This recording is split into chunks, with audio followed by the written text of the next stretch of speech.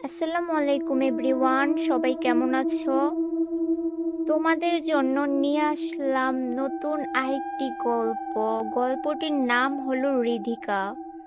রাত প্রায় 12:30। ঝুম বৃষ্টির মাঝে নিস্তব্ধ রাস্তায় ল্যাম্পপোস্টের নিচে বসে কান্না করছি।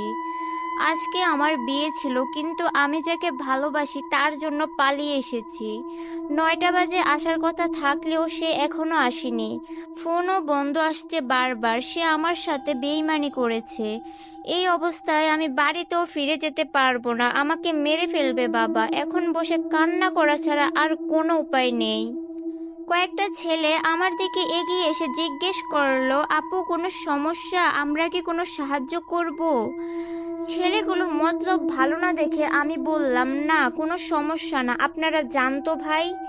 ছেলেগুলো হাসতে হাসতে বলল, যেতে বললেই কি আর যাওয়া যায় আপু? আপনাকে এখানে রেখে কিভাবে যাব? আমি উঠে ব্যাগ নিয়ে চলে যেতে লাগলাম, কিন্তু একটা ছেলে আমার ব্যাগ টেনে ধরলো। আরেকজন এসে আমার মুখ চেপে ধরলো যাতে চিৎকার করতে না পারি।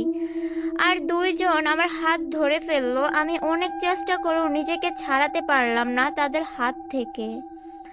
আমি ভেবেই নিয়েছিলাম এদের হাত থেকে আজ রক্ষা নেই, কিন্তু হঠাৎ করেই তারা আমাকে ছেড়ে দিয়ে ভয়ার্ত দৃষ্টিতে আমার পিছনে তাকিয়ে উল্টে পাল্টে দৌড় দিল সবাই। আমি কিছুই বুঝতে পারলাম না, কি দেখে দৌড় দিল তারা।